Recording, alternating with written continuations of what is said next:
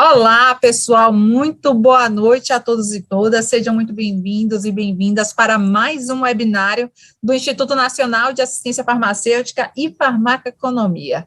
Hoje nós estamos sendo recepcionados pelo estado da Paraíba, aqui com a contribuição e presencialmente de doutora Wênia Brito. Mas lembrando, gente, que esse é um evento que nós temos realizado em diversos estados do Brasil, juntando, especialistas, médicos, especialistas da gestão, para debater e discutir, frente um ao outro, qual é a melhor solução e a discussão hoje do PCDT de doença de Gaucher. E para moderar esse encontro também será o seu anfitrião e apresentador da noite, será o Dr. Mário Moreira, ele que é gestor público e auditor, mestre em saúde coletiva pela Universidade Federal de Pernambuco, consultor em saúde na Secretaria Estadual de Saúde e ex-diretor de assistência farmacêutica de lá, da Secretaria Estadual de Saúde de Pernambuco. Doutor Mário, seja muito bem-vindo, boa noite. Boa noite, Vitória, muito obrigado. Parabenizar o INAF por mais essa iniciativa, discutir o tratamento de uma doença tão importante, uma doença rara e que precisa de toda uma seriedade no seu enfrentamento. E para isso nós teremos o doutor André Pessoa, que é neurologista infantil, com ênfase com experiência em neurogenética, e é de Fortaleza, Ceará, esse nosso estado co-irmão aqui do Nordeste. E logo após nós teremos a doutora Wênia Brito, que é bacharel em farmácia pela UFPB, e é especialista em farmácia clínica pelo Instituto de Ciência, Tecnologia e Qualidade. Além disso, como dito por Vitória, é chefe do componente especializado da Secretaria Estadual de Saúde da Paraíba. Lembrando que hoje a doença de Gaucher ela tem um protocolo basicamente aprovado pelo Ministério da Saúde, com 4 drogas, e que a gente vem atuando no Brasil com esses medicamentos e outros tratamentos dentro dos serviços especializados no Brasil. Então, pensando nessa questão do PCDT, nós teremos o PCDT da doença de Gaucher e a jornada de acesso do paciente ao tratamento. Dizer da nossa felicidade de estar aqui com 3 estados importantes do Nordeste, a Paraíba, que é um estado vizinho aqui, nosso irmão de cima, e o Ceará, que é um pouquinho mais distante, mas com toda uma história em saúde pública, que é muito importante para o enfrentamento de várias patologias, dentre elas Gaucher. Então, nesse sentido, nós teremos o doutor André Pessoa fazendo a sua apresentação por 25 minutos. Doutor André, fique à vontade, boa sorte. Olá a todos, obrigado, Mário, pelas palavras, obrigado pela presença de todos, para todo o pessoal do INAF, pelo convite. A gente tem feito uma turnê aí, foram vários estados, acho que esse aqui deve ser o quarto encontro nosso. Como o Mário falou, sou neurologista infantil com atuação em neurogenética, fiz formação pela USP, e meu doutorado também em neurogenética. Participei de um projeto aí na Paraíba, chamado Genética no Sertão, e um genoma da USP e a Estadual da Paraíba, através da professora Silvana Santos, uma professora de biologia da Federal da Paraíba, em Campina Grande. E nós mapeamos aí 2 condições genéticas novas, duas deficiências intelectuais, o IMPA-1 e o MED25, aí na região de Catolé do Rocha, e uma no Rio Grande do Norte, na região de Serra dos Pintos, uma condição chamada SPOA, Então, tivemos a honra de descrever 3 doenças genéticas novas aí nessa região. Mas hoje a nossa apresentação não tem nada a ver com isso, é só, by the way, estava falando dos estados e eu lembrei desses detalhes. Então, a gente vai falar de doença de Gaucher, acho que está tudo ok, Mária? Wênia, estão todo mundo vendo aí, Ok? Sim, pode começar. Ok, então aqui a gente vai falar um pouco da doença de Gaucher, aqui são meus conflitos de interesse, participar de várias pesquisas e também de várias indústrias, então os disclosures são muitos. Isso é bom porque eu fui speaker de todas as indústrias relacionadas ao tratamento de Gaucher, isso me dá uma visão ampla, e bem tranquila para falar dos tratamentos. A gente tem uma agenda, primeiro, antes de eu chegar ao PCDT, é preciso a gente fazer um preâmbulo, falar da doença, bem rápido, dos tipos, como é que ela é diagnosticada, as abordagens do tratamento, tanto o tratamento clínico, multi-especialista, multidisciplinar, interdisciplinar, e necessidades não atendidas também na doença de Gaucher, e a gente chega ali, depois de toda essa base, ao PCDT. Então, a doença de Gaucher é uma doença genética, sistêmica, e você tem um acúmulo das células de Gaucher, que elas são macrófagos que contêm glicosilceramida, né, em tecidos e órgãos, principalmente hematopoéticos, medula óssea, baço, fígado, também pode estar cometimento pulmonar, renal, a gente vai mostrar também, e neurológico, né.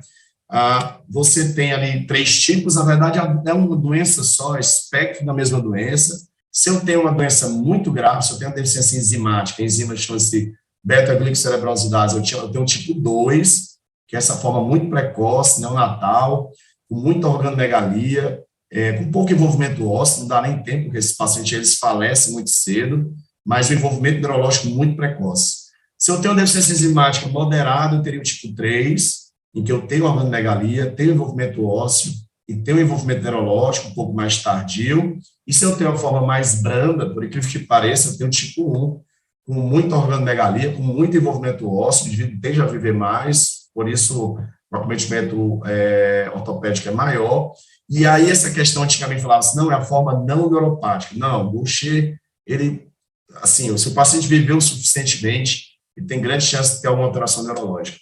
E aí, mas a gente tem uma heterogeneidade da doença muito grande. Então, você tem a esquerda um paciente adulto assintomático, ou seja, ele tem Gaucher, isso acontece geralmente quando você vai genotipar a família, e aí você genotipa, o paciente tem 2 mutações, ou 2 variantes, homozigose ou heterozigose composta, e tem, por exemplo, enzima baixa, mas obviamente não tão baixa, e ele não desenvolve sintomas. E é importante que a gente saiba isso, até para entender o fator dos critérios de inclusão no PCDT. Não precisa ter doença de Gaucher de forma assintomática. Você pode ter um quadro tipo um Gaucher 1, né, com um quadro visceral, né, puro, com alteração hematológica, um pouco alteração hematológica, pouco alteração óssea. Você pode ter um quadro de uma criança grave, por exemplo, no Gaucher tipo 2, eu acho até que é uma criança até muito bem, tá ficando em pé com apoio, porque o Gaucher 2 é muito grave. Então, assim, para vocês entenderem a dinâmica, o Gaucher é uma doença que você tem acometimento de organomegalia e uma alteração hematológica, ou seja, uma esplenomegalia, uma hepatomegalia, anemia e plaquetopenia. Então, aqui é um quadro que a gente vai e volta nele, falando dos sintomas mais frequentes, a organomegalia, né? Aumento do baço e do fígado. E o baço aumenta até 50 vezes também normal. O baço, geralmente, ele não passa, né, do revolto costal esquerdo, do seu palpa ali. Na verdade, tem uma manobra semiológica, que você percute ali o espaço intercostal à esquerda, nas regiões mais baixas, e a gente fala do espaço de Traube, né? O Traube é ocupado, mesmo que você não palpe o baço, já denota um aumento do baço, a esplenomegalia. Então, no Gaucher, você aumentaria mais até 50 vezes o tamanho. E, assim, fora o mecanismo de base, você tem o acúmulo do glicosilceramida no macrófago e alteração da via hematológica por si só, né, que vou mostrar para vocês, da linhagem de hemácias, né, e da linhagem megacariocítica das plaquetas. O próprio baço aumentado, ele contribui para essa anemia e plaquetopenia através do sequestro, né.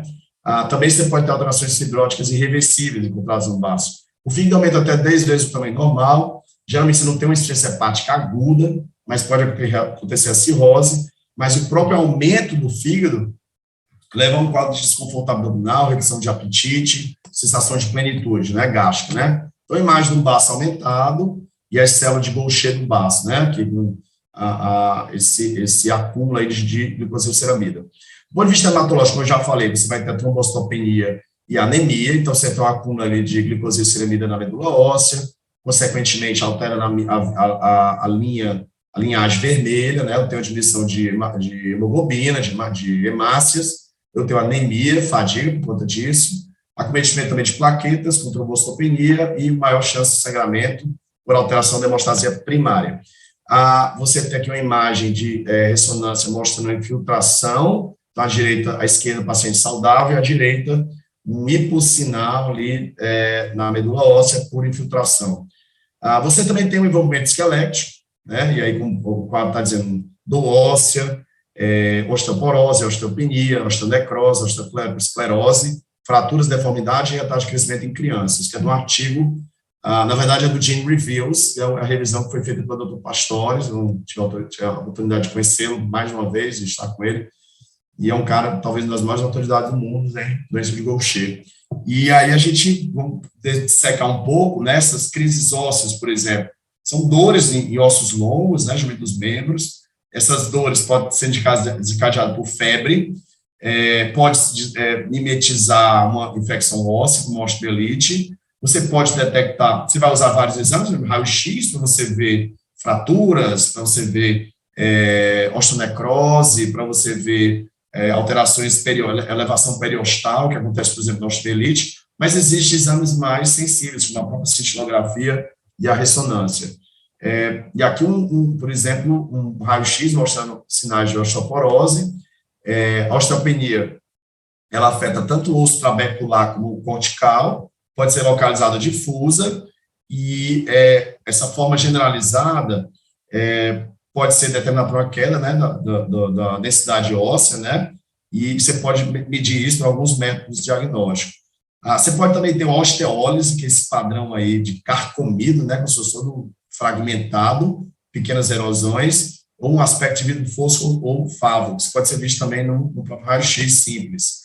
Mas essa é uma das complicações mais temidas do Gaucher, a osteonecrose, e aí a osteonecrose está relacionada com um fenômeno vascular intraósseo, geralmente em cabeça femoral, húmero proximal e corpos vertebrais.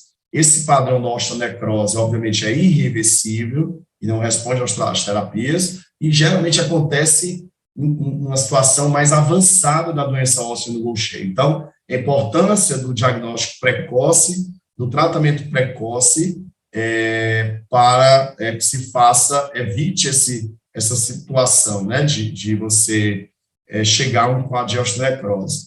Uma ressonância, né, mostrando aí o padrão que você pode ver de osteonecrose no raio-x, né, mas você tem um padrão até de mais sensibilidade na ressonância.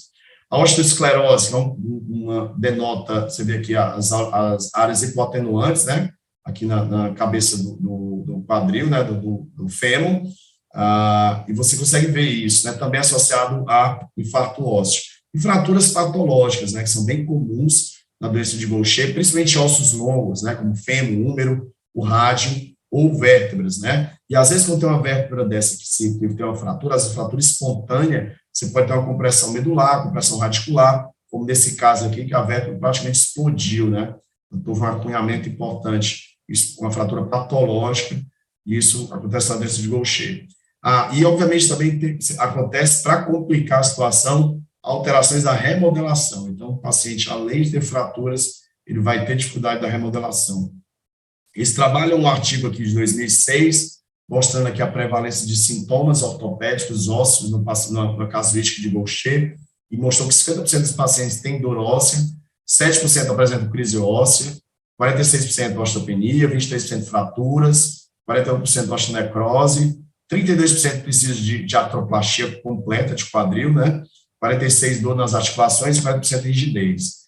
E o desenvolvimento neurológico, né? Tão importante, tão grave no Gaucher 2, grave, mas não tão grave no Gaucher 3, e pode acontecer no Gaucher 1. Então, assim, no Gaucher 2 e 3, classicamente, a alteração da motricidade ocular é mais horizontal do que vertical, isso é até uma diferença semológica para Niemann-Pick tipo C, epilepsia, e aí você tem um quadro de uma epilepsia mioclônica. Então, o Gaucher está dentro de um grupo chamado de epilepsias mioclônicas progressivas, ataxia cerebelar, falta de coordenação, né, que vem junto à fala arrastada, declínio cognitivo e um tremor, principalmente um tremor parkinsoniano. No tipo 2, o quadro é muito precoce, é mais grave, mais rápido. No tipo 3, você tem um quadro mais leve, mas também pode ser bastante incapacitante. E lembrar que no Gaucher tipo 1, também você pode ter outros sintomas, uma perda auditiva neurosensorial, movimentos oculares anormais, tremor parkinsoniano, e sintomas de Parkinson, mesmo, doença de Parkinson. Então, aqui um modelo, né, que fiz para mostrar esse envolvimento neurológico na doença de Gaucher. Então, o Gaucher é um contínuo, né, e aí você vai ter também um quadro neurológico no Gaucher 1, o tipo 3 seria um quadro neurológico um pouco menos grave, e o pior forma, então, da esquerda para a direita, do menos grave neurológico para o mais grave neurológico. Mais grave neurológico, obviamente, seria o tipo 2, onde você tem as maiores deficiências enzimáticas. Do ponto de vista neurológico, tem esse trabalho também que eu trago, falando também de muita coisa periférica, de nervo periférico.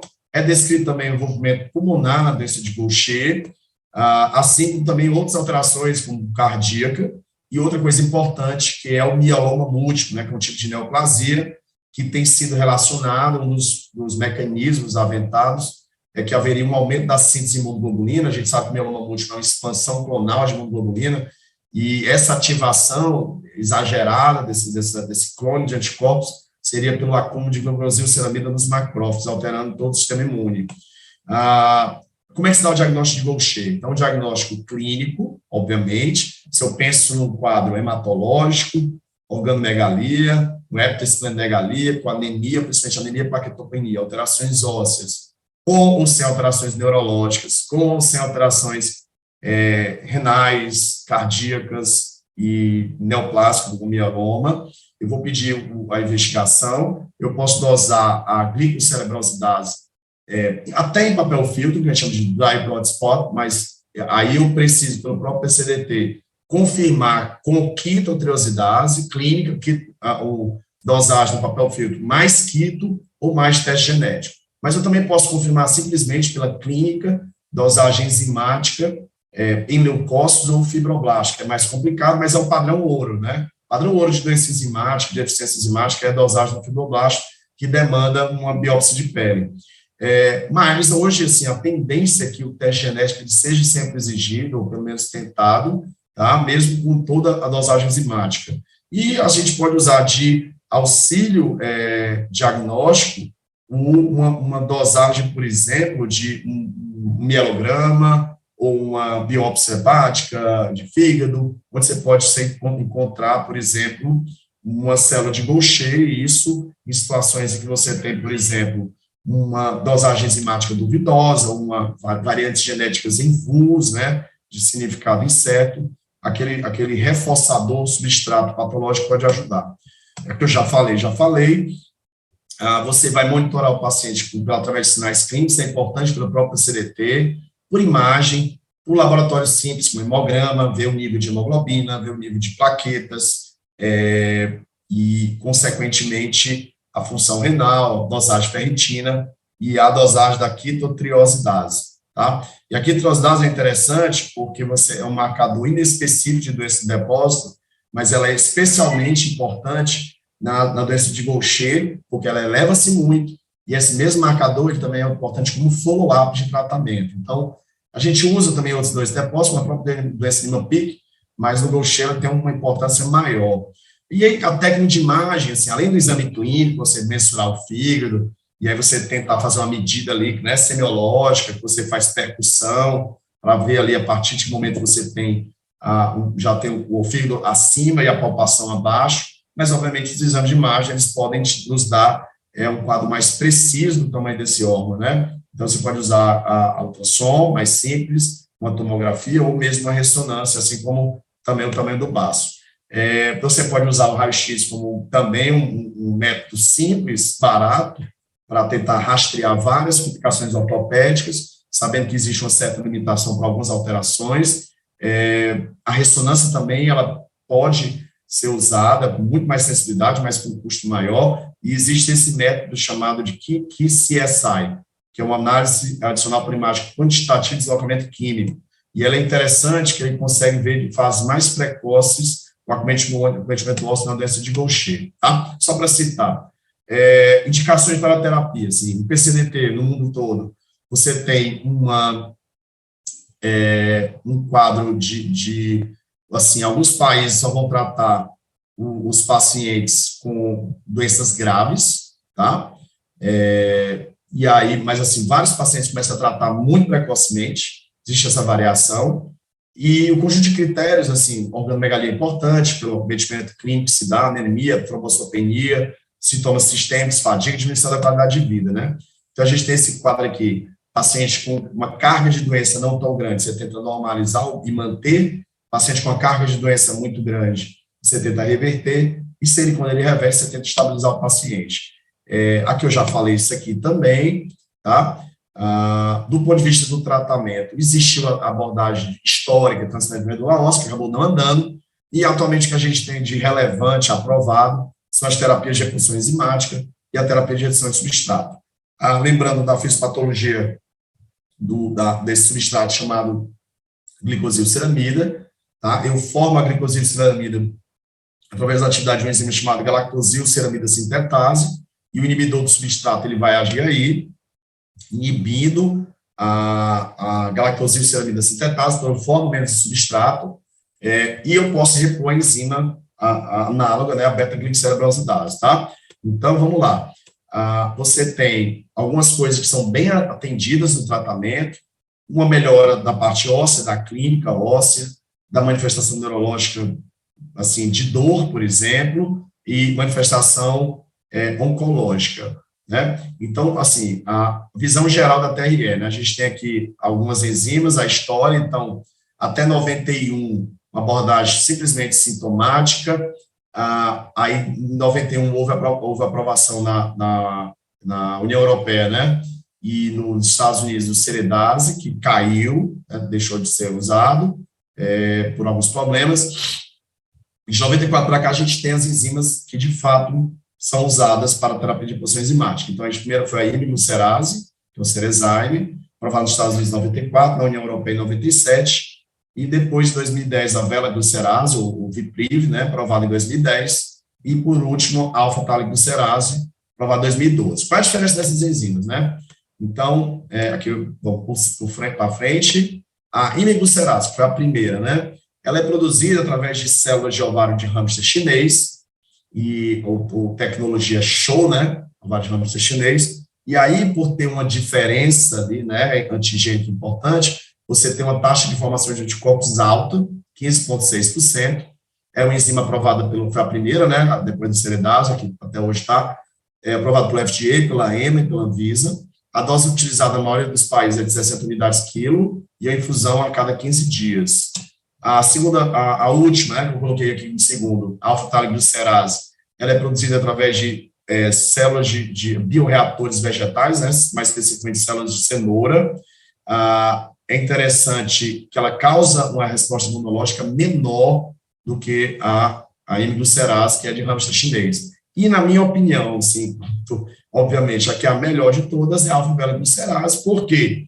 Porque a tecnologia de obtenção dessa enzima é através de células humanas, né, por meio de processo de ativação gênica, e a taxa de formação de anticorpos, obviamente, é a menor das três. Então, consequentemente, teoricamente, a enzima que tem menor chance de resposta imunológica cruzada já está aprovada dos centros regulatórios que nos importam, né? A saber, o FDA, a EMA e a Anvisa. De ensaios comparativos, não tem um estudo comparando head-to-head, mas tem um estudo de não inferioridade. E nesse estudo foi mostrado, que está aqui a referência embaixo, 2013, que a alfa-glucerase não é inferior, né, à imiglucerase, que é essa enzima alfa-velaglucerase, que é a enzima que é obtida através da tecnologia recombinante humana e acaba causando menos resposta imunológica. O que é que a gente sabe, assim, que tem realmente resposta, né? Eu posso dizer que, assim, a experiência de vários colegas que trabalham com doenças raras, eu digo tranquilamente que é a melhor terapia, a melhor condição para se tratar, tá? E que você tem uma boa resposta do ponto de vista hematológico, excelente resposta, eu diria, uma excelente resposta à alteração organomegálica, você melhora o padrão de crescimento em crianças, quando se inicia precocemente, há uma redução das dores ósseas, há uma prevenção das complicações irreversíveis, você tem uma menor evolução, por exemplo, osteonecrose, mas aqueles danos patológicos, né, ósseos, como osteonecrose, infarto ósseo e fraturas, obviamente, são irreversíveis. Aí a gente traz alguns aspectos, por exemplo, a indicação ou não de tratar o paciente numa fase mais na parte óssea, né, de tratar, a gente tem que tratar mesmo, mas saber que não haveria uma resposta tão importante na doença óssea avançada, e a importância de tratar precocemente antes que esse paciente evolua com essa doença óssea avançada. Alguns problemas da limitação do TRE é que você não tem um aumento da densidade óssea, e essa questão da infusão intravenosa a cada 2 semanas, principalmente em ambiente hospitalar, então isso causa um impacto social nas famílias, Isso poderia ser minimizado com as infusões em casa, né, com os esquemas de home infusion ou infusões nos centros de saúde, numa capilarização do próprio SUS, né. E aí também tem a questão dos pacientes. Alguns pacientes têm reação alérgica, né, e a gente cita a diferença dessas 3 enzimas, sendo a que causa mais reação a hemiglicerase, a que causa menos a vela-glicerase.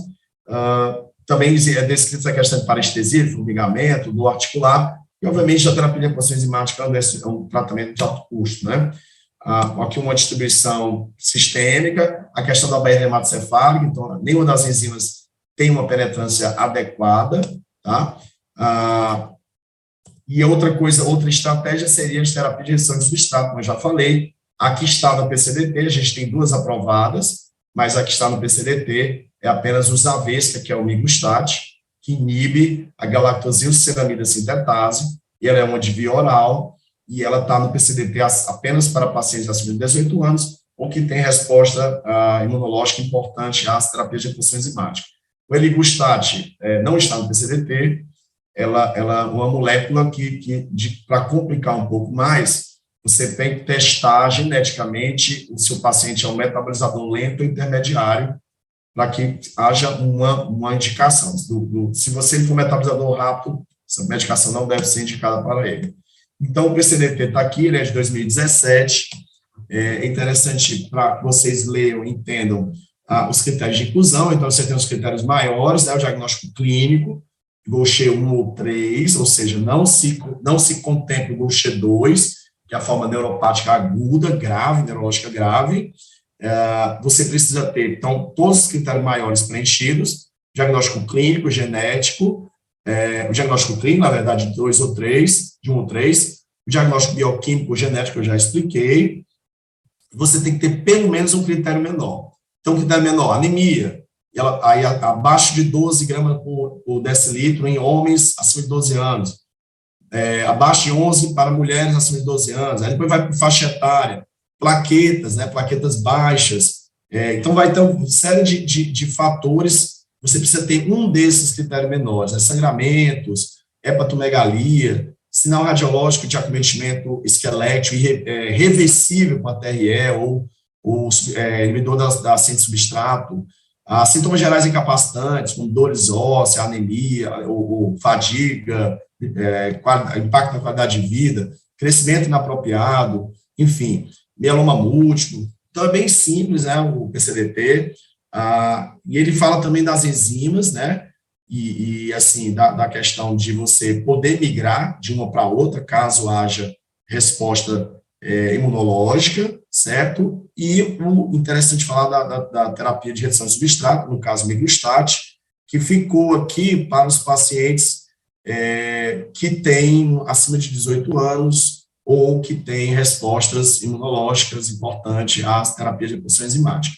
Tá? Para fechar aqui, um caso de uma criança que era um Gaucher tipo 1, e ela evoluiu com um quadro neurológico, ela tinha anemia, uma quitopenia, por volta de 6 anos, um hepatoespleno, só que ela evoluiu com essa ataxia, uma falta de coordenação, né, uma alteração da motricidade ocular horizontal, e ela tem um Gaucher 3, na verdade, e ela tem também um tremor parkinsoniano, ela melhorou até com Prolol. É importante falar, se o paciente está em heterozigose para GBA, ele pode ter doença de Parkinson, né? E uma outra criança que eu atendi muito precocemente, com hepatoespleno, postura de obstótomo, né, essa hipertonia, pensei em Gaucher para ela e fechou com Gaucher 2. Infelizmente, a criança foi a óbito. É interessante até discutir, porque é um paciente que a gente viu que o PCDT não contempla o Gaucher 2, mas a paciente, ela ficou alguns meses no hospital, antes de falecer, ela nunca foi para casa, e é interessante que a causa de morte dela não é o quadro neurológico, sim anemia grave, plaquetopenia e as complicações. Então, é um negócio que realmente eu acabo não concordando, assim, porque mesmo que, quem sou eu, né, mas mesmo que você não tenha um endpoint contemplado do ponto de vista neurológico, essa paciente, se ela tivesse melhor hematológica e de organomegalia, ela teria tido alta. Então, assim, isso é algo muito importante, diminuiria custos, né, com ela também, em relação ao tempo de hospitalização e, principalmente, sofrimento da família, tá? Então, é isso aqui, nosso centro, eu estou, apesar de ter morado em São Paulo há muito tempo, ter participado de pesquisa lá, migrei para cá, para Fortaleza, e estamos aqui no Hospital Infantil Albert Sabin, que é um centro de doenças raras, né, pela Portaria 199, trabalho em parceria com a geneticista Erlane Ribeiro, enfim, estamos aqui para tirar alguma dúvida. Doutor André, muito obrigado pela sua apresentação, parabenizar aí. Trouxe uma série de questões que a gente vai discutir no final, para poder aí até mobilizar um pouquinho essa segunda-feira. E aí, para dar continuidade, nós vamos chamar agora o doutor Wênia, que é responsável pelo componente especializado da assistência farmacêutica no estado da Paraíba, uma colega querida, profissional extremamente competente, e que vem falar dos pontos críticos e importantes no fluxo de dispensação de medicamentos no âmbito do componente especializado da assistência farmacêutica. Wênia, querida, pode começar. Olá, Mário, boa noite a todos, doutor André, a todos que estão aqui participando desse webinário. Gostaria primeiramente de agradecer o convite do INAF, de estar podendo hoje falar um pouco sobre essa trajetória, não só do paciente, mas de nós profissionais, dos gestores, né, que nós que fazemos parte muito de perto, não só da trajetória do paciente com doença de Gaucher, mas de tantas outras doenças, né, e condições clínicas que são tratadas pelo componente especializado.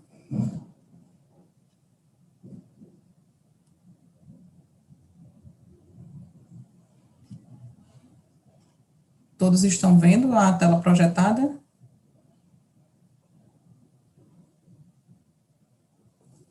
Todos estão vendo Sim, a tela projetada? Certo. Pode continuar, está tudo ok.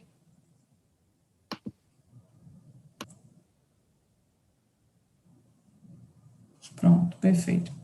Então, falando, né, sobre os pontos críticos e importantes no fluxo de dispensação dos medicamentos, no componente especializado da assistência farmacêutica, né, situado na Secretaria Estadual de Saúde da Paraíba, no tocante ao PCDT da doença de Gaucher, né, me apresentando, como o Mário iniciou, sou farmacêutico da Universidade Federal da Paraíba, sou especialista em farmácia clínica pelo ICTQ, atuo no serviço de farmácia clínica em um hospital de referência de alta complexidade e estou atualmente na coordenação do componente especializado da assistência farmacêutica, certo? Então, iniciando um pouco sobre os aspectos, né, que dão base ao componente especializado, a doença de Gaucher é uma condição clínica tratada pelo componente especializado da assistência farmacêutica, e para entender um pouco, né, para contextualizar um pouco do que é o componente especializado, ele é entendido como uma estratégia de acesso a medicamentos no âmbito do SUS, que tem como característica buscar a garantia da integralidade do tratamento medicamentoso, foram previamente definidas em protocolos clínicos e diretrizes terapêuticas, que são propostos pelo Ministério da Saúde e assessorados pela CONITEP, certo? O tratamento para diversas condições clínicas, né, que hoje são contempladas no componente especializado. A gente entende que ele deve ser iniciado ainda na atenção básica, fazendo com que haja justamente esse relacionamento direto entre o componente especializado e o componente básico, para que dessa forma a gente consiga garantir a integralidade do tratamento medicamentoso, além de facilitar também a divisão das responsabilidades entre os entes federados, certo? Então, se a gente fosse falar um pouco o que são esses PCDTs, né, e como ele pode atingir a cada um de nós, esses PCDTs nada mais são do que documentos, né, que vão reunir orientações para nós gestores e também para os pacientes sobre o diagnóstico, o tratamento e o acompanhamento das diversas ou situações de saúde no âmbito do SUS. Os PCDTs, eles vieram para nortear também o acesso às práticas e aos tratamentos que hoje são recomendados no SUS, que é uma vez que é crucial, né, para nós a gestão e para a regulação desses medicamentos, produtos ou procedimentos. A sua elaboração, ela segue, né, diretrizes metodológicas já previstas pelo Ministério da Saúde e envolve também diversos especialistas, instituições de saúde, universidades que têm a capacidade, né, de fazer essa análise crítica à qualidade e aos resultados dos estudos científicos disponíveis sobre cada tema. A partir disso, após a publicação do PCDT, todos os serviços do SUS, eles devem seguir as recomendações e aí fazer a implantação de condições que venham disponibilizar, além de cuidado e as tecnologias que são recomendadas para cada situação de saúde em questão, certo? Então, para atender as linhas de cuidado, né, eu coloco também como um ponto crítico e importante também desse processo, para que a gente consiga atender as linhas de cuidado, é fundamental, né, que exista essa articulação entre as diferentes políticas de saúde, sejam elas no campo da assistência farmacêutica ou em outras áreas, como serviços ambulatoriais e os serviços hospitalares. E ainda sobre o componente especializado, né, já muito discutido, conhecido por todos, o acesso a esses medicamentos que fazem parte do componente especializado, eles são garantidos mediante pactuação entre os entes federados, no caso União, Estado, Distrito Federal e municípios, conforme as diferentes responsabilidades, uma vez definidas na portaria que rege o componente especializado, que é a portaria de número 1154, promulgada em 30 de julho de 2013. Então, essa portaria, né, como eu acabei de falar, ela rege as regras de financiamento e execução do componente especializado, e os medicamentos que fazem parte da nossa linha de cuidado, eles são divididos em 3 grupos, conforme características, responsabilidades e formas de organização distintas. Então, nós podemos falar que os medicamentos, né, que estão incorporados no SUS e são de responsabilidade de dispensação do componente especializado, eles têm diferentes formas de agrupamento, diferentes formas de organização. A gente pode começar pelo grupo 1. O grupo 1, ele tem a característica de ser medicamento de responsabilidade de financiamento e aquisição pelo Ministério da Saúde. Então, em se tratando dos medicamentos do grupo 1A, esse medicamento ele é adquirido de forma centralizada pelo Ministério da Saúde, e o Ministério, por sua vez, ele faz essa distribuição para as suas secretarias, e cabe a nós a responsabilidade de programar, de armazenar, de dispensar para os pacientes aqui na nossa unidade, na nossa SES. E os medicamentos do grupo 1B também são medicamentos de responsabilidade de financiamento do Ministério da Saúde, porém, para os medicamentos do grupo 1B, existe a transferência desse recurso financeiro para as secretarias. Então, a gente adquire, mas quem paga essa conta é o Ministério da Saúde. Ainda sobre a divisão dos grupos, né, dos medicamentos que fazem parte do componente especializado, nós temos os medicamentos do grupo 2, que esses sim são de responsabilidade de aquisição, de financiamento, né, de armazenamento, de dispensação da Secretaria Estadual de Saúde, e ainda temos os medicamentos do grupo 3, né, que não é o caso do PCDT da doença de Gaucher, mas temos, por exemplo, o protocolo para prevenção de TEV em gestantes com trombofilia, em que nós temos medicamentos do grupo 3, como, por exemplo, o ácido acetilsalicílico, que é dispensado, que é de responsabilidade lá do componente básico, ou seja, tem essa responsabilidade compartilhada entre a Secretaria de Saúde e o município para adquirir, programar, armazenar, distribuir e dispensar, né, e que está estabelecido em ato normativo que regulamenta o componente básico da assistência farmacêutica. Então, eu posso ter um paciente que começa a ser tratado ainda pelos medicamentos do componente básico, pacientes que começam na primeira linha de tratamento, mas que precisam escalonar, e aí sim eles são absorvidos por nós para dar seguimento ao tratamento. E, independentemente do grupo, né, o fornecimento de medicamentos padronizados no componente especializado, ele deve obedecer aos critérios de diagnóstico, indicação de tratamento, inclusão e exclusão de pacientes, esquemas terapêuticos, monitoramento e acompanhamento de demais parâmetros que já são previstos por cada protocolo, certo? Então, os atributos, por exemplo, de idade mínima, idade máxima, sexo, quantidade máxima de medicamento que pode ser dispensado, os CIDs já são previamente estabelecidos de acordo com cada critério que é preconizado no respectivo PCDT. Então, dentre as etapas, né, que são executadas no componente especializado, entre elas nós podemos citar 5, né, que são as etapas de solicitação, a avaliação, autorização, dispensação e a necessidade de renovação da continuidade do tratamento.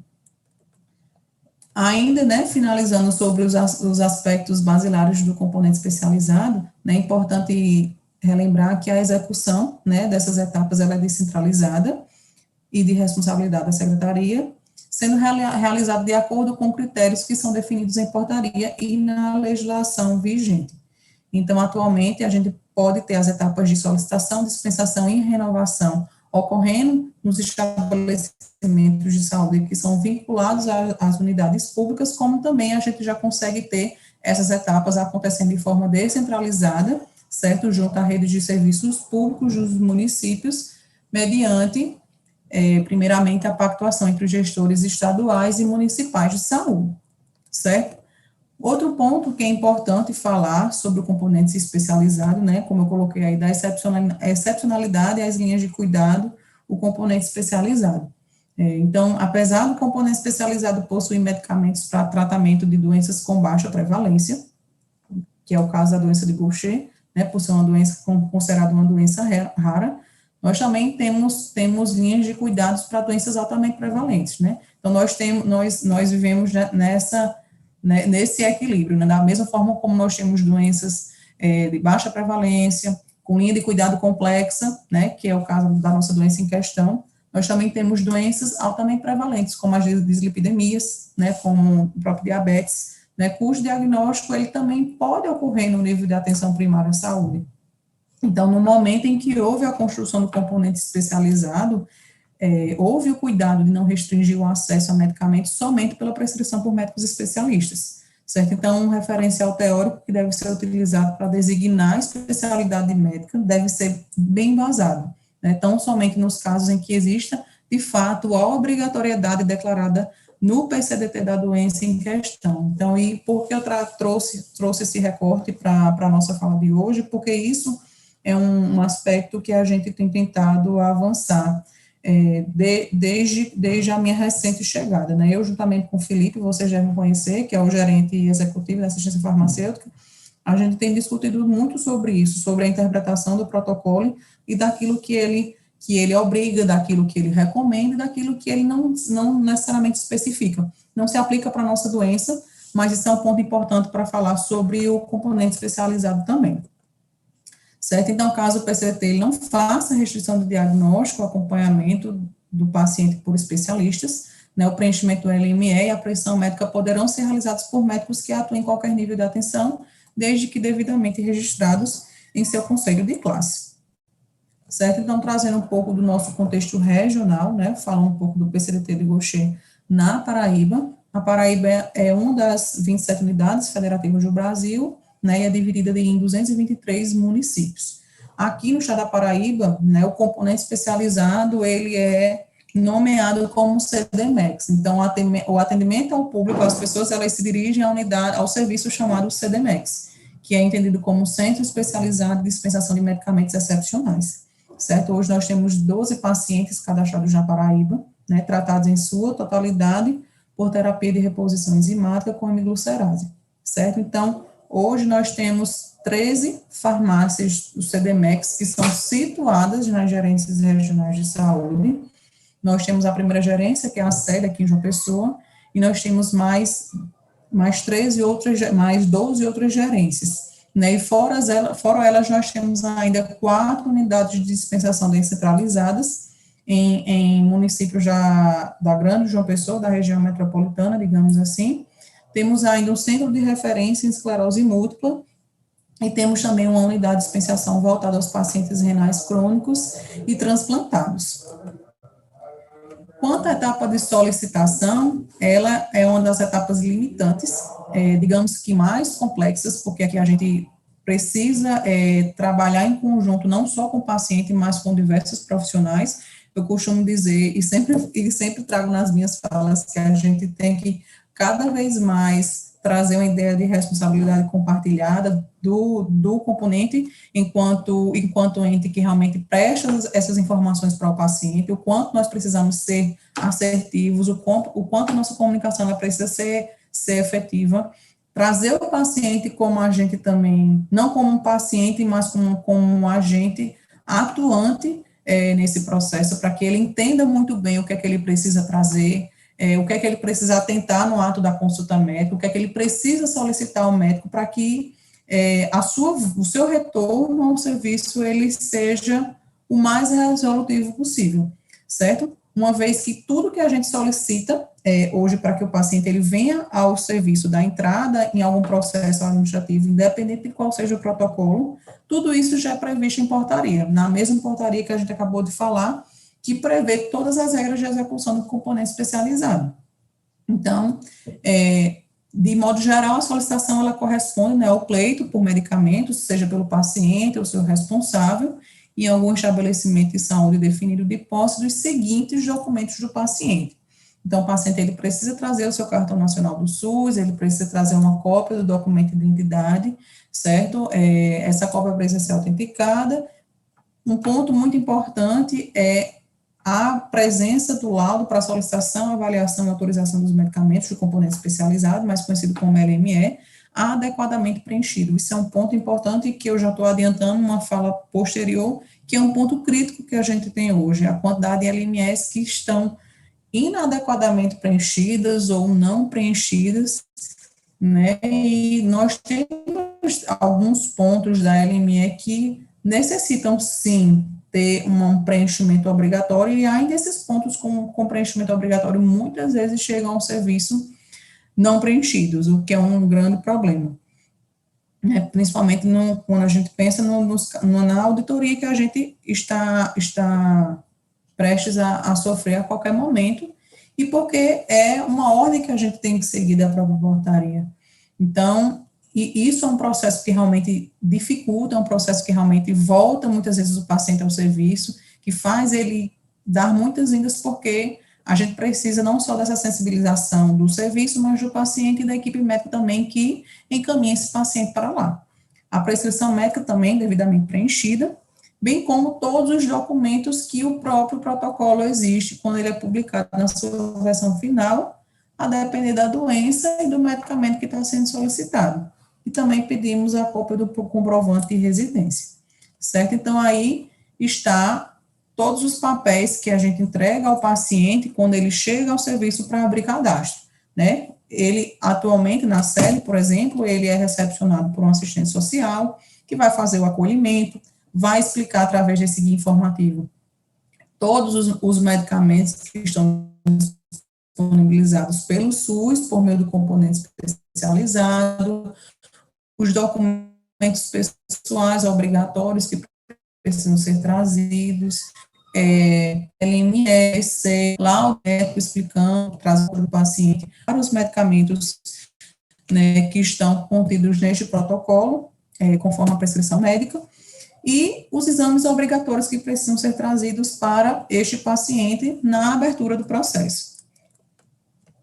E, além disso, no ato da solicitação, por exemplo, que é o nosso caso, nós podemos ter crianças que são cadastradas nesse serviço, então vai ser necessário também que se apresentem os documentos do responsável, como cópia do documento de identidade, endereço completo e número de telefone. Quanto ao processo de avaliação, né, já estamos falando da segunda etapa, esse paciente já veio, já trouxe toda a documentação, e agora ele vai passar para o momento da avaliação, que corresponde nada mais do que a análise documental, análise técnica, né, de tudo que foi solicitado no ato da abertura do processo. Também existe a avaliação no processo da renovação, quando se precisa continuar o tratamento, que também se é o caso da nossa doença, certo? Na avaliação, o que é exigido, o que é atentado pelo avaliador. A LME que realmente precisa estar completamente, adequadamente preenchida, a prescrição médica atendendo, né, todas as premissas da legislação vigente, e todos os documentos também exigidos no protocolo, conforme a doença e o medicamento solicitado. O parecer do avaliador, ele pode ser caracterizado em 3 tipos, indeferido, indeferido ou devolvido para cadastro, né? O avaliador, ele, quando defere um processo, é quando aquela solicitação, ela atendeu, ela preencheu todos os critérios que estão previstos no PCDT, bem como os parâmetros que também já foram definidos na portaria que instituiu o componente especializado. Quando o processo ele é indeferido, é quando há uma negativa da solicitação do medicamento, seja por não preencher os critérios do PCDT ou não ter atendido a algum parâmetro definido também na portaria do componente especializado. ou ainda esse processo ele pode ser devolvido, né, quando existe a ausência de alguma informação ou de algum documento ou exame que venha complementar essa análise, certo? Ou ainda um preenchimento incorreto da solicitação do medicamento que possa impedir essa avaliação de forma holística, né? Ou seja, ele impede que realmente a análise seja feita de forma plena. Aí eu trouxe alguns pontos críticos dessas duas primeiras etapas, né?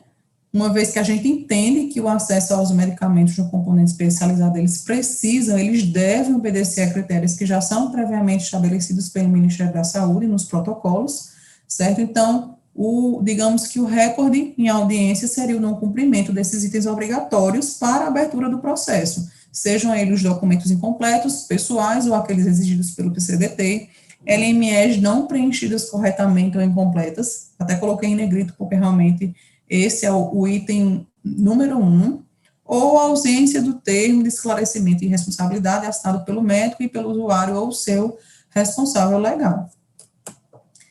Quanto à etapa de autorização, essa corresponde ao parecer que aprova ou não o procedimento referente à solicitação ou renovação da continuidade do tratamento já outrora avaliado. Então, o autorizador, ele também é um profissional de nível superior completo, preferencialmente da área de saúde. E essa é a avaliação. Então, eu trouxe o caso de um paciente com a tela aí que a gente vê que o processo já foi avaliado, e aí ele já está com os medicamentos autorizados, alguns em dispensação, alguns com a PAC encerrada. A etapa de dispensação é aquela em que a gente fornece, né, o medicamento já autorizado para o paciente, o responsável ou o representante na unidade de dispensação responsável, e para que isso aconteça é preciso, né, caso não seja o paciente, é preciso que o responsável, o representante, ele apresente algum documento de identificação para que realmente a gente consiga efetuar a dispensação do medicamento por abandono de tratamento, no caso, em caso não retirada por 3 meses consecutivos, a gente entende como um abandono de tratamento.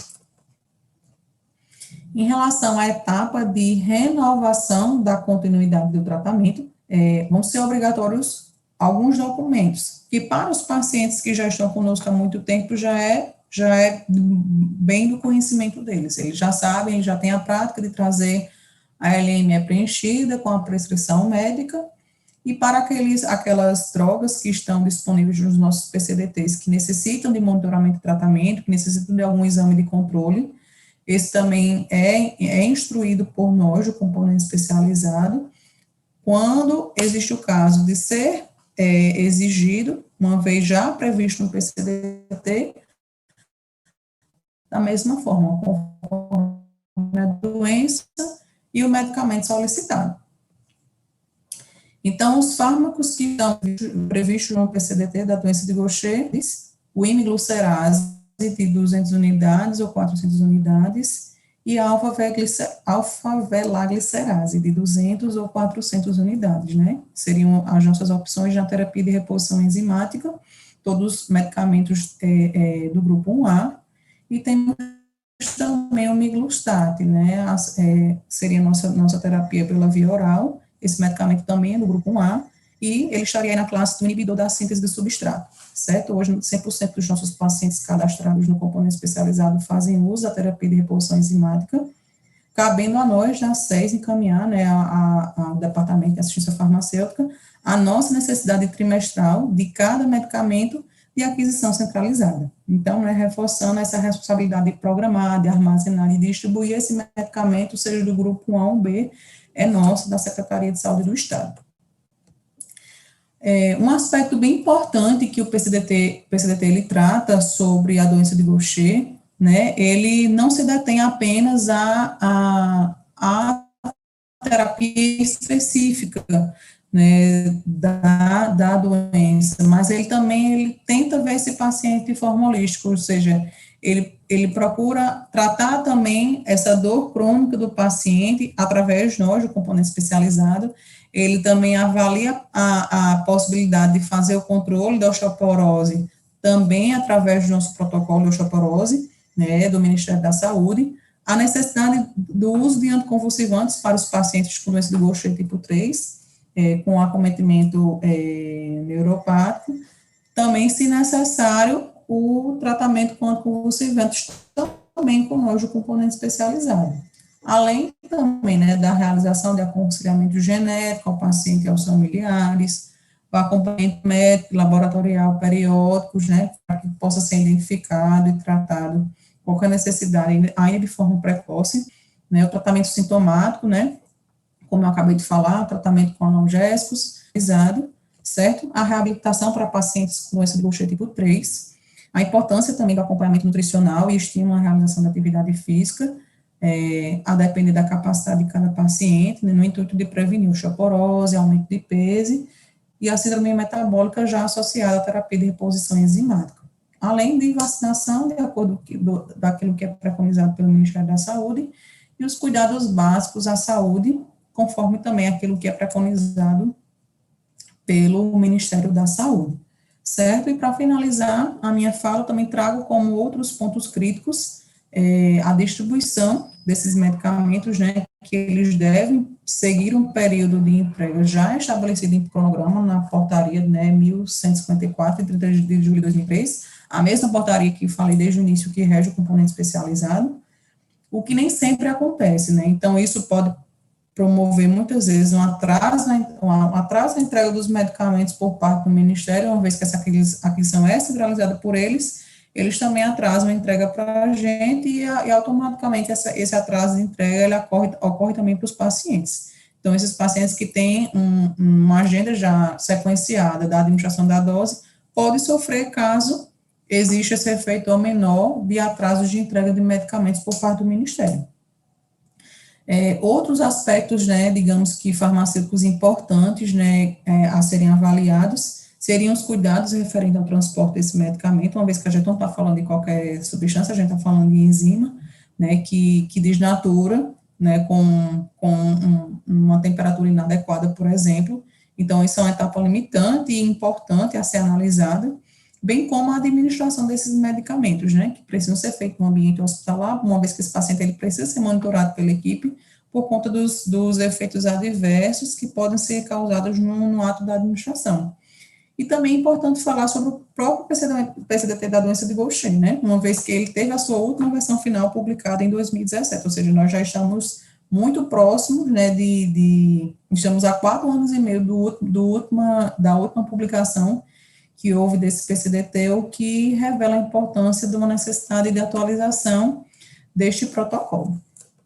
Tá bom? Eu agradeço a atenção de todos e coloco à disposição aí, tem o meu e-mail, posso também disponibilizar o meu contato para que a gente possa conversar em qualquer necessidade. Mais uma vez eu agradeço ao INAF e a todos aí que dedicaram um pouco do seu tempo para aqui estar participando desse momento. Obrigada. Wênia, muito obrigado. Eu queria aqui fazer um elogio à equipe da assistência farmacêutica da Paraíba. Nós temos uma equipe muito bem qualificada, uma equipe muito comprometida. Felipe é um dos melhores farmacêuticos hoje que coordenam o componente farmacêutico, a assistência farmacêutica na rede estadual. Ele é o representante Nordeste na discussão do marco teórico da portaria 1554, um novo marco legal, um novo marco teórico e o novo marco de financiamento da assistência farmacêutica.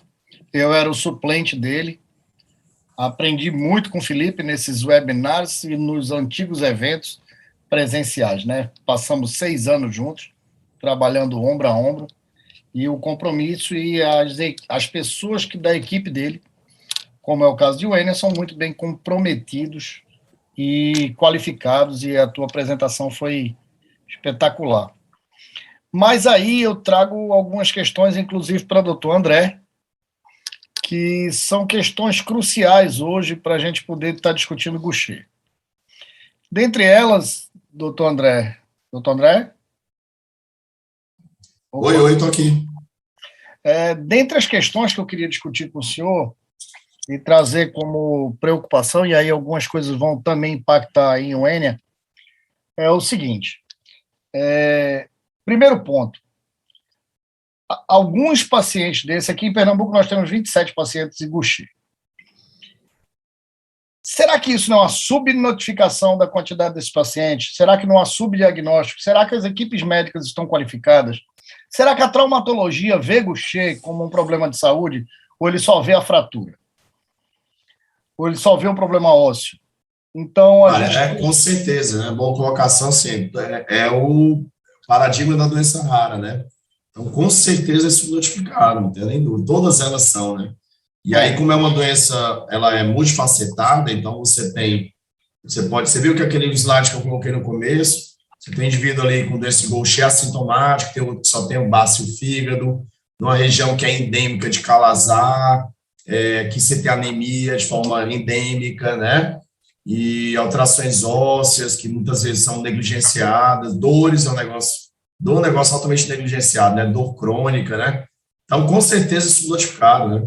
E essas formas de Gaucher tipo 2 são muito graves, que as crianças morrem logo ali no primeiro e segundo ano de vida, também, na maior parte das vezes. Esse paciente que eu mostrei no final da minha apresentação, ele no hospital privado, assim, estava sem diagnóstico, no hospital, o melhor hospital daqui. Então, concordo contigo, e com certeza não tem só isso de Gaucher no estado da Bahia, nem na Paraíba, nem no. O número de casos é bem maior. E aí vem outra questão, né?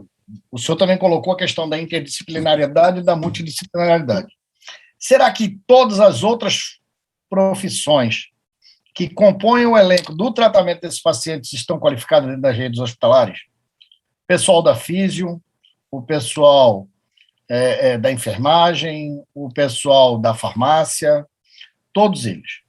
Será que a gente não precisa investir mais em momentos como esses aqui de capacitação, de discussão? Aqui em Pernambuco a gente fecha a farmácia uma vez por mês, no último dia útil, para capacitar todos os profissionais envolvidos nas questões de assistência farmacêutica, e sempre a gente traz um tema administrativo e um tema científico.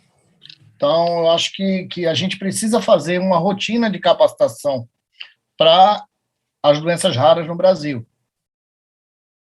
Até para acabar com essa história do vazio científico. A gente vive um momento no Brasil onde ciência não tem muito valor, mas a gente precisa dar valor à ciência.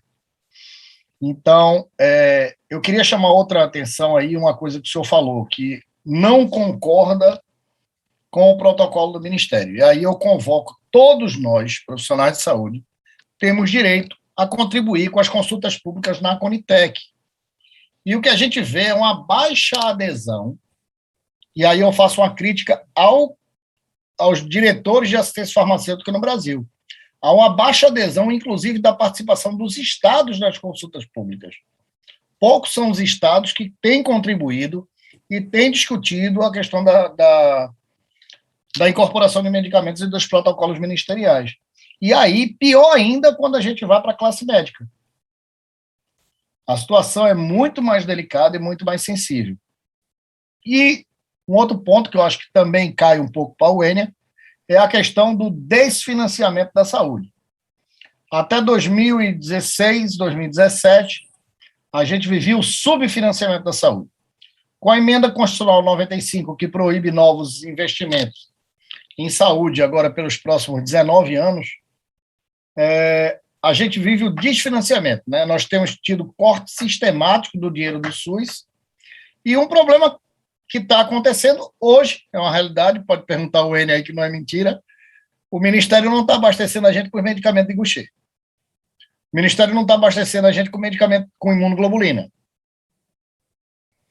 Então, como a gente vai atender esse pessoal se quem mais arrecada, que é a União, tem investido menos em assistência farmacêutica, sobrecarregando estados e municípios com a judicialização da saúde? Então, eu acho que esses pontos são pontos cruciais para a gente garantir a atenção à população brasileira, que, se a gente faz uma pactuação, eu acho que as pessoas não conhecem o processo de incorporação de medicamentos. A incorporação de medicamentos ela passa por 4 etapas: a solicitação, a aprovação, a pactuação e a distribuição. Na pactuação, a gente define quem vai pagar a conta. Se é 1A, como o Enia falou, é obrigação federal. Se é 1B, é obrigação estadual com contrapartida federal. E C2 é obrigação estadual. E aí a gente pactua isso na tripartite e define quem vai ser o pagador da conta. E aí o que acontece? Pela primeira vez, em 6 anos, o estado de Pernambuco tem 93% de abastecimento e a União 67% de abastecimento das suas responsabilidades. Então, a gente precisa também estar cobrando o Ministério da Saúde a sua responsabilidade frente ao abastecimento das drogas que são de responsabilidade dele. Então, era essa catucadinha que eu queria dar, botar fogo no parquinho. Afinal de contas, segunda-feira a gente não pode dormir ainda, só na sexta. Nem na sexta. Verdade, assim, só um pouco complementando a fala de Mário, né, interessante que quando eu estava me debruçando nesse assunto, eu ouvia muito uma fala de um especialista que ela tratava justamente sobre isso, por ser uma doença que ela não tem um sinal patognomônico, por ser sindrômico, muitas vezes os médicos, eles começam a avaliar ou fazer, a tentar fechar o diagnóstico do paciente, e não faz essa busca do paciente na possibilidade de ele estar com a doença rara de forma concomitante. Então, isso vai até esse paciente ter chegado a um serviço de referência, perceba, né? Digamos que esse paciente ele foi encaminhado da assistência básica para um serviço especializado, né? Até essa regulação acontecer para que realmente ele seja mapeado, seja fechado esse diagnóstico, outro tempo. Até ele conseguir chegar ao componente especializado, até ele conseguir ter o seu processo avaliado e ter o recebimento do seu medicamento, é outro tempo. E agora o que o Mário está falando, né, o quanto a gente tem sofrido, eu entrei em março desse ano, né, e desse pouco tempo que estive, quantos medicamentos nós sofremos, né, e já existem diversos ofícios circulares dizendo, vai ficar pior, né, nós não estamos conseguindo comprar. Então, realmente, essa pressão, esse fogo no parquinho, como o Mário fala, e realmente ele não é simplesmente colocar um fogo, mas é uma discussão importante, né, que a gente precisa fazer sempre com o Ministério, né, com quem nos representa lá, porque como é que vão ficar os nossos pacientes, né? Eles simplesmente vão ter uma quebra do tratamento e a gente não consegue mais, eles não têm outra opção, né? As poucas opções que eles têm são essas já. Então, como é que fica esse paciente? É bem complexo, é bem complexo.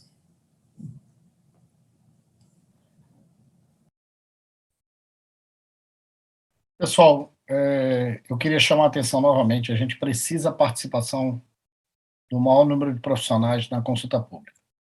Não só pela sua aprovação, às vezes até pela sua reprovação, mas todos nós temos um compromisso, uma responsabilidade sanitária, e a gente precisa fazer chegar. Eu acho que quando o doutor André coloca a indignação dele com relação ao protocolo, significa que a gente precisa estar discutindo esse protocolo, e aí eu acho que o serviço ele tem um papel importantíssimo de estimular a Conitec a essa discussão, a trazer, olha, precisamos de alguma coisa para tipo 2, e não tem. E montar um pequeno dossiê, montar junto com as secretarias estaduais de saúde, e aí dizer o seguinte, quando a solicitação vem de um serviço ou de uma secretaria, ela tem um peso muito maior do que quando ela vem da indústria. Infelizmente, a visão que se tem da indústria é que ela só quer vender medicamentos. E a gente precisa trazer uma discussão mais séria com relação aos papéis de todos os entes nesse processo. Então, eu acho que não tem perguntas, eu não vi no chat, não chegou nenhuma no meu WhatsApp. Eu vou aí deixar ladies first. Wayne, por favor, faça suas considerações finais. Doutor André também, para a gente poder passar para a doutora Victória Libório para ela fazer o encerramento.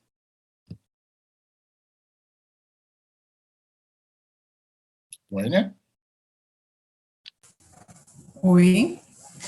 Bem, acho que o que eu tinha para considerar já foram os pontos, né, que eu trouxe para a discussão em relação às etapas que são mais difíceis, né, dentro do que eu trouxe para falar, né, que é exatamente o fluxo do paciente, né, para a dispensação do medicamento, né, nós temos esse agravante, porque é um medicamento de responsabilidade do Ministério, né, e nós temos um protocolo que foi atualizado a última vez em 2017, então isso é importante, para nós, enquanto secretaria, enquanto profissional de saúde, para estar realmente levando essa discussão para uma nova atualização, para as novas drogas que estão sendo estudadas, para aquilo que realmente é custo-benefício para a saúde, pensando também no equilíbrio financeiro e para os pacientes também. Então, é uma boa discussão para levar em consideração que realmente a gente precisa fazer alguma coisa por eles, né? Não, esse webinário é um momento como esse que realmente leva a essa reflexão de que está na hora da gente arregaçar as mangas, né, e realmente reunir estudos e discussões e mostrar o quanto isso é prejudicial, por exemplo, para um paciente que interrompe o seu tratamento, para que realmente essa conta não caia só para a gente, porque nós estamos na ponta, nós que estamos em contato direto com a família, com o pai, com a mãe, com o paciente, né, e realmente a culpa é nossa, porque somos o serviço mais próximo desse paciente. Então, a discussão seria realmente essa, né, a gente avaliar esses pontos críticos, né, nesse ponto inicial, até onde o prescritor, até onde o médico assistente, ele pode nos ajudar e ajudar esse paciente, né, na boa avaliação dessa LME, dessa prescrição que precisa vir preenchida, desse termo, desse laudo, de tudo aquilo que realmente é de responsabilidade do preenchimento do prescritor, e nós, enquanto serviço, realmente prestar essas informações para o paciente, né, e realmente estar em atenção a todos os processos que são inerentes a nós, né, que são muitos, diga-se de passagem, mas que realmente cabe a nós, é de nossa responsabilidade, e a gente realmente está aqui para fazer acontecer. E no mais uma vez, eu agradeço a atenção de todos. Wênia, só interrompendo um pouco, uma coisa que o doutor André colocou, eu acho que a gente tem que pensar, enquanto Secretarias Estaduais de Saúde, é a jornada do paciente, né? A Portaria de Doenças Raras, ela habilitou poucos centros de doenças raras no Brasil. E, por exemplo, aqui em Recife nós temos três centros de doenças raras. E o paciente, às vezes, tem que se deslocar 800, 900 quilômetros para poder fazer a sua infusão quinzenal, como o doutor André apresentou. E a gente precisa estar começando a pensar nessa interiorização, né? A Paraíba é um pouco mais curta do que Pernambuco. Pernambuco é um pouco mais longe. Se eu não me engano, o município mais longe de vocês são 600 quilômetros. E o da gente chega a 900. Então, como é que a gente pressiona e cria situações para poder atender essa jornada do paciente? Se você for pegar Fortaleza, onde o doutor André está, para Sobral, é uma jornada absurda do paciente de um canto para outro. Se for pegar lá para a banda do Piauí, onde aqueles municípios mais perto do Piauí, é uma jornada maior ainda. Então, a gente tem que diminuir o sofrimento desse pessoal.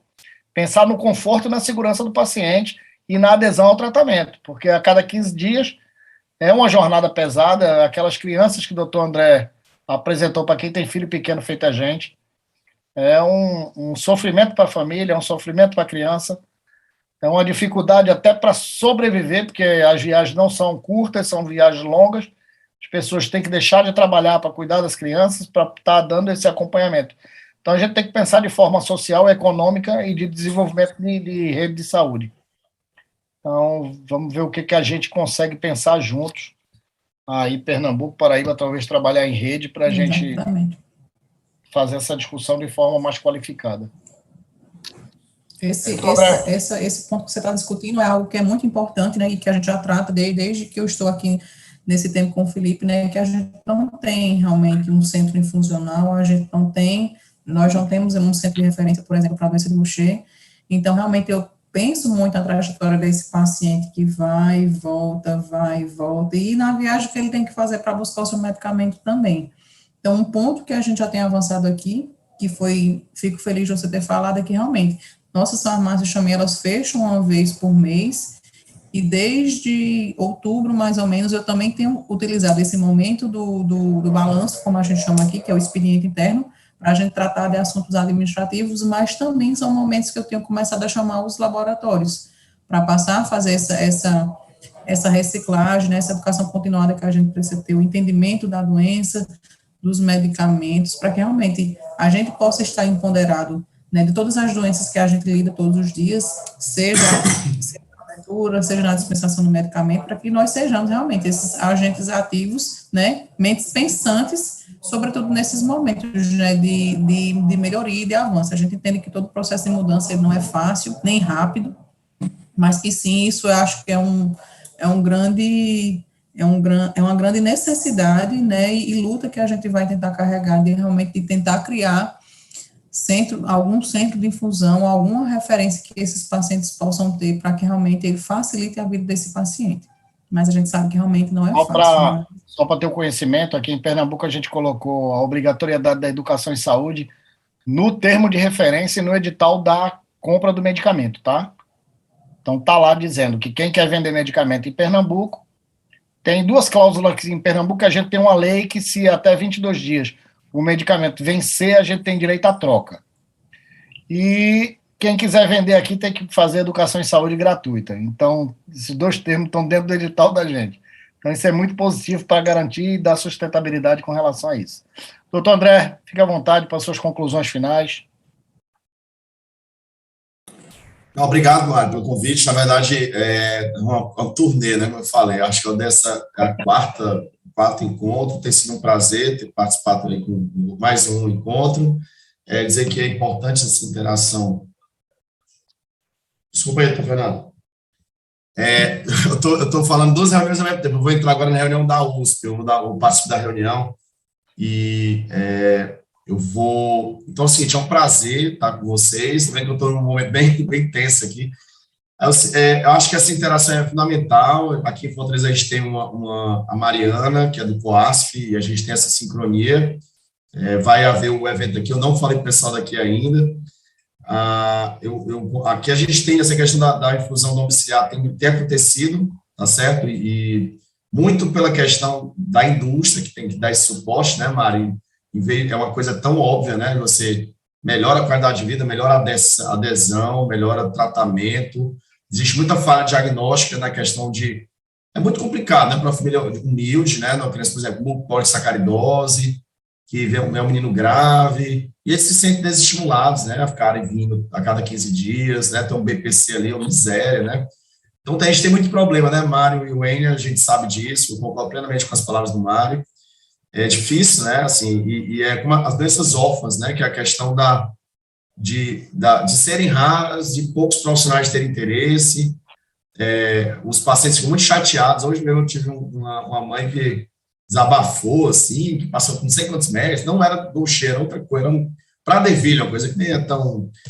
E eu fico sempre naquela situação, há um tempo atrás, mas hoje é panos quentes no sentido de, não de corporativismo, sabe, Mário, mas é tão comum, né, isso, enfim. Mas a gente tem que mudar essa realidade, né? Quando a gente fala da portaria de doenças raras, sim, foi um avanço, mas é complicado, né, porque você tem uma falta de estrutura, né, nos nossos interiores. Você falou aqui do exemplo de Fortaleza Sobral, mas, por exemplo, o pior é Cariri, né? Então, Cariri, por exemplo, a região do Cariri já é mais perto de Recife que de Fortaleza. Né? Não sei exatamente a distância, mas o Mário, talvez o pessoal de Pernambuco aí conhece bem o pessoal do Cariri. Inclusive, o sotaque é parecido, viu, Mário? Não, eu sou carioca, eu moro em Pernambuco há pouco tempo. Eu sou carioca também, mas eu perdi o sotaque e você também, viu? Tem que perder, senão a tapioca fica cara. O negócio é que o Cariri tem uma rede de atenção lá, que é a rede do Araripe, que atende um pouco do Cariri, há uma troca de assistência. Mas o importante lá também tem sido porque tem um voo da Azul diário, que vai de lá para cá e tem trazido muitos pacientes daquela região para ser atendido aqui na capital. E num precinho até considerável, não é muito caro, dá para as pessoas se locomoverem de forma mais célere e mais confortável. Agora, o que me preocupa é justamente, o senhor falou, a portaria foi um avanço, só que a portaria ela não veio com um modelo de financiamento adequado para a necessidade da população. Exato, com certeza. Pois é, aquela coisa, o carro em movimento, né? E aí, assim, montou, tá, mas nosso hospital, assim, o hospital é muito grande, são 540 leitos, mas tem uma falha, por exemplo. A questão da estimulação precoce, da reabilitação, é falha. A gente não tem físio, fono, TO, tem muito pouco. Então, a gente acaba dando diagnóstico, fazendo ali, indicando a medicação quando tem, né? Porque a gente tem 6 a 8 mil doenças raras, nem todas, uma minoria tem tratamento como Gaucher, né, específico. E o paciente fica órfão também das terapias que são fundamentais, né? O que adianta tu ter um paciente, por exemplo, com polissacaridose e que você tem um quadro respiratório e ele não tem um fisioterapeuta respiratório, né? Não tem um menino com autismo que eu peguei hoje, autismo com genético, tem uma variante com gene SN1A, que é o Dravet, e não tem um ABA, não tem psicoterapia, não tem fono, não tem TO, não tem... É muito complicado, né? Então, é isso aí, vamos nessa batalha, né? Acho que o pessoal está todo mundo junto aqui, vocês da farmácia, fazendo um trabalho brilhante, além de um trabalho técnico, um trabalho de gestão, né? Eu, particularmente, como gestor, sou nada. Apesar de ser o chefe do serviço lá, nosso serviço, mas gestão de farmacologia é um negócio muito sério, de farmácia, né? Investimento de alto custo. Então, a gente está envolvido, por exemplo, na AME, né? Do filme especial, a gente tem que conversar bastante sobre isso. PCDT da AME, da Cinessen. E aí, tá no PCDT, mas falta o remédio. Então, uma criança que eu prescrevi há 2 semanas, eu estou perguntando a Mariana aqui do COAS. Mariana, cadê o remédio? Estou sem. E a família, cadê a doença degenerativa que está faltando o remédio, né? E a mãe todo dia me liga. E hoje, assim, quase que eu perco a paciência. Assim, senhora, o que eu posso fazer? Eu dei o diagnóstico, eu prescrevi, eu ligo para a Mariana. O que eu posso fazer? É só se eu virar o Spinraza aqui, tá entendendo? E eu entendo o lado dela. Depois eu me arrependi, sabe? Mas ela me liga todo dia ela me liga. Sábado, domingo, todo dia. E é o desespero da mãe, né? E a gente não pode perder a paciência nunca, né? Tá bom? Eu vou pedir licença, Mário, que eu realmente estou atrasado para outra aula. Fica à vontade, fica à vontade. É um prazer estar aqui, prazer conhecer vocês, tá, Wayne e Mário? Espero que a gente tenha novas oportunidades. E a turnê continua, né, Vitória? Amanhã para onde? Para aqui, para Pernambuco. Prazer foi meu, doutor André. Muito obrigada. Exatamente. Amanhã a gente está junto de novo. E, Mário, tem só um detalhe que eu posso falar da Paraíba, que a Paraíba ela tem 2 grandes polos, né? Campina Grande e João Pessoa. Isso ajuda muito, né, também, né? E tem profissionais de altíssimo nível, né, em ambas as cidades, né? Porque nós comportamos dois hospitais universitários que realmente abrangem muito. Alto nível. Tanto é que eu citei, Wayne, eu quis falar das doenças que a gente descreveu, que era do genoma, eu estava ligado à USP, mas com o pessoal da UEPB de Campina Grande, estadual de Campina Grande. Então, assim, foi um prazer trabalhar com vocês, tá? Da Paraíba. Beijão a todos, desculpa, Mário, eu tenho que sair, que eu estou sendo convocado aqui. Tchau, até gente. Amanhã a gente se encontra novamente. Até amanhã. Tchau. Doutora Victória Libório, com a senhora agora. Professor, olha, Mário, eu vou me apropriar da sua frase, né? Não pode ter sotaque, porque senão a tapioca fica cara. Eu vou me apropriar, eu vou ensinar todos os meus parentes de Brasília, do Rio de Janeiro, de todo canto, para ficar se apropriando, falando isso o tempo todo. Eu amei, eu vou reproduzir em casa assim que eu chegar. Gente, fora as piadas, vocês da Paraíba que nos acompanharam, eu quero agradecer imensamente a sua participação no chat, viu, doutora? O pessoal só manda os parabéns e admiração, né, para o trabalho de Wayne e também de Felipe, sendo referenciado. E eu quero agradecer muito a participação de vocês hoje no webinário. Claro que quando a gente conta com a moderação também de Mário Moreira, as coisas ficam muito mais divertidas e dinâmicas de acompanhar. E a gente vê como é que se relaciona, né? Aqui no Nordeste, nossa terra, diferentes estados, a gente tem os problemas semelhantes, e eu gostaria de agradecer as contribuições de vocês, daqui dos nossos especialistas hoje, a moderação de Mário, tornando brilhante mais um dia que nós temos, né, a nossa turnê brasileira discutindo o PCDT de Gaucher, e eu gostaria muito que vocês lessem lá, olhassem no e-mail de vocês se estão recebendo adequadamente as nossas comunicações. Gente, eu estou mandando pelo ensino@inaf.org.br todas as orientações, na qual você também irá receber o seu certificado, porque, afinal de contas, é só confirmar a sua presença aqui, que você recebe automaticamente o certificado pelo e-mail, e depois eu irei enviar para vocês a gravação deste evento, para que vocês possam assistir, compartilhar, porque, afinal de contas, o conteúdo que nós trabalhamos aqui, ele é muito duro e precisa ser visto, revisto e compartilhado com as equipes, porque juntos a gente vai conseguir pensar em soluções e alternativas, seguindo sempre o fortalecimento do SUS e o fortalecimento da assistência farmacêutica. Eu agradeço muito a participação de vocês, não esqueçam de seguir o INAF, @inaf.org.br, na sua rede social de preferência, mas preferencialmente eu te convido a seguir a gente lá no Instagram, porque eu posto lá com antecipação todos os nossos eventos do qual você pode participar, e adicione também o nosso contato de WhatsApp, é só falar comigo, porque fui eu que enviei para vocês o link direto, né, do WhatsApp, para continuar compartilhando essas e outras iniciativas do INAF. A gente se vê em novas oportunidades. Muito boa noite a todos e todas. Mário, até amanhã. Doutora Wayne, é um prazer conhecê-la. e a gente se vê por aí. Muito boa noite, gente. Tchau, tchau. Tchau, tchau, gente. Obrigado aí. Muito obrigada mais uma vez. Uma boa noite. Boa noite. Obrigado aí. Tchau, tchau. Obrigada, Mário. Prazer revê-lo. Todo meu.